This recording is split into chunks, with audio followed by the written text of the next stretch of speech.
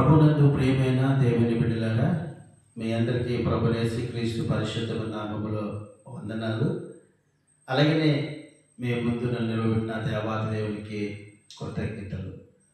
పిల్లరా, ఉదయకాలంలో మరలా దేవుని మాట ద్వారా మీ ముందుకు రావడానికి దేవుడు సహాయం చేసినందుకు ఆయనకి మహిమ కలుగునుగాక.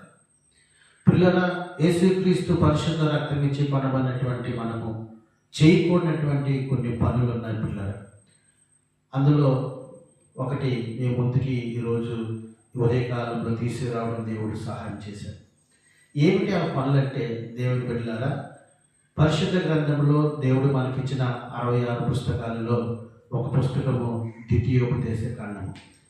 ఈ ద్వితీయోపదేశ కాండములో 27వ అధ్యాయంలో పిల్లరా 17వ వచనం ఇలాగ ఉన్నది. ఏమనగా, తన పొరుగు వారి సరిహద్దు రాయిని తీసివేయడు శాపగ్రస్తుడని చెప్పగా ప్రజలందరూ ఆమేన్ అనబడెను. దేవుని బిడ్డలారా, మన ప్రభు అయినటువంటి యేసుక్రీస్తు వారి యొక్క రక్తం ఇచ్చి కొనబడినటువంటి వారమైన మనం చేయకూడనటువంటి పనులు చాలా ఉన్నాయి ఈ భూమి మీద. అందులో ఒకటి మన ప్రభు మనకి ఈ ఉదయకాలంలో తెలియజేస్తున్నాడు. ఏమనగా, దేవుని బిడ్డలారా, తన పొరుగు వారి సరిహద్దు రాయి. పిల్లల, మనం ఈ భూలోకములో బ్రతకడానికి దేవుడు కొంతమందికి ధనము ఇచ్చి, కొంతమంది సొంత స్థలాలు పట్టడానికి మరి ఎంతోమందికి దేవుడు సహాయం చేస్తున్నాడు.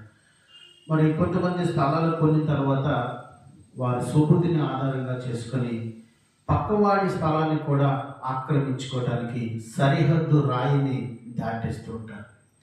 కనుక పిల్లల, ఒకప్పుడు మనము దైవ చిత్తం ఎరగని వారిని, దేవుని యొక్క మనసులో ఉన్నటువంటి ఆలోచనలు తెలియనటువంటి వారిని, అలాంటి వారిని మనం దేవుడు ప్రేమించి తన రక్తం ఇచ్చి మనం కొనుక్కొని తన సొత్తైన ప్రజల్లో మనం చేర్చుకున్నాడు.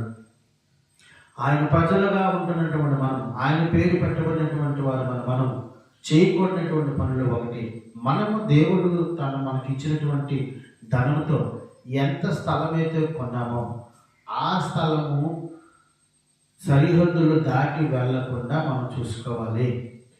ప్రక్కవారు లేరని ఆ సరిహద్దు రాయిని ఎంత మాత్రము జరపకూడదు పిల్లరా. కనుకనే మనము అలా సరిహద్దు రాయిని దాటితే, మన సరిహద్దు రాయిని వారి సరిహద్దులోనికి, వారి స్థలంలోనికి మనం తీసుకువెళ్తే, దేవుని బిడ్డరా, ఆ స్థలం మీద, ఆ ఇంటి వారి మీద దేవుని బిడ్డరా శాపం ఏలుబడి చేస్తుందని ప్రభు సెలవిస్తున్నాడు. ఇలాంటి శాపగ్రస్తమైనటువంటి పనులు కూడా మనం చేయకూడదని దేవుడు ఉదయకాలంలో ఈ మాట ద్వారా మనం హెచ్చరిస్తున్నాడు. కనుక ఈ మాటను శ్రద్ధగా విన్న మనము దేవుని బిడ్డరా, మనకి ఎంతైతే దేవుని కృప చేత కలిగి ఉన్నదో అంతటితోనే తృప్తి చెందుదాం. పొరుగువాడి యొక్క సరిహద్దు రాయిని తీసివేయకుండా మనలో మనము జాగ్రత్త పడదాం. దేవుడు అలా చేయటం వల్ల మనల్ని ఆశీర్వదిస్తారని దేవుడు సెలవిచ్చాడు. కనుక ఆ ఆశీర్వాదానికి వారసులం అవటకు మనము ముందుకు కొనసాగుదాం. దేవుడి మాటలు దీవించును గాక. ఆమేన్. మీకు ప్రభు పేరిట వందనాలు.